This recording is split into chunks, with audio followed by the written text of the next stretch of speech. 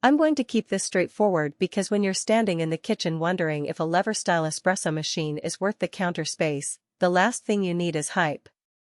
I'm going to walk through what it actually feels like to own one, what kind of coffee routine it supports, and where the value really sits. Link is in the description if you want to check the product details on Amazon.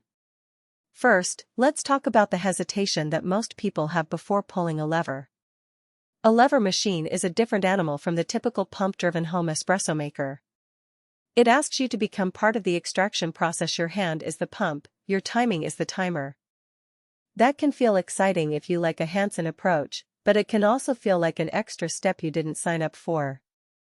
The biggest risk, in my experience, is buying a machine that promises luxury but ends up being a novelty that gathers dust because the learning curve feels too steep for a busy morning. The Pontevecchio Lusso lever sits squarely in that middle ground. Its most obvious claim is the naked luxury design, a polished stainless steel case that looks like it belongs on a gallery wall, and a visible brass boiler that gives the whole thing a sort of industrial elegance. The aesthetics are not just for show. The brass boiler actually conducts heat more evenly than an aluminum alternative, which means once the water is up to temperature you get a steadier pressure curve during the pull. That translates to a more consistent crema when you've dialed in the grind and dose correctly. Now, let's get practical. The machine is compatible with both ground coffee and ESE pods. That flexibility is a real advantage if you're still figuring out whether you want to grind your beans fresh every day. I've seen a lot of lever machines that lock you into one method, which can be limiting. With the Lusso, you can start with pods to get a feel for the lever action, then graduate to freshly ground beans when you're comfortable. The downside is that you still need a good grinder if you go the ground route. The machine itself won't compensate for a coarse grind.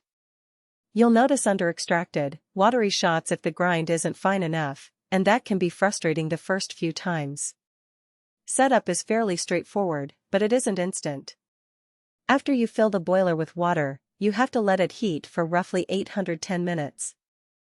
That warm-up time is longer than many pump machines that claim ready in 30 seconds. If your morning schedule is tight, you'll need to plan ahead. Fill the boiler the night before or factor the warm-up into your routine. Once it's up to temperature, the lever itself is surprisingly smooth. The travel distance is short, which makes it easier to modulate pressure without tiring your hand. I found that a gentle, steady pull of about 2 seconds gave me a balanced shot. A faster, more aggressive pull pushed the extraction too quickly and left the coffee tasting sour. Cleaning the Lusso is where the hidden trade-offs show up. Because the boiler is exposed brass, you can see any mineral buildup, which is great for monitoring water quality, but it also means you have to decale more frequently if you have hard water. The machine's design does not hide the group head behind a bulky housing, so you can access it for back flushing, but you'll need a blind filter and a good cleaning solution. If you're comfortable with a weekly maintenance ritual, that's fine. If you prefer a set-and-forget approach, the extra upkeep could become a deterrent. Let's talk about who actually benefits from this machine. If you're an espresso enthusiast who enjoys tweaking variables, dose, grind, pressure, and you appreciate having a piece of equipment that doubles as a conversation starter, the Lusso lever hits the mark.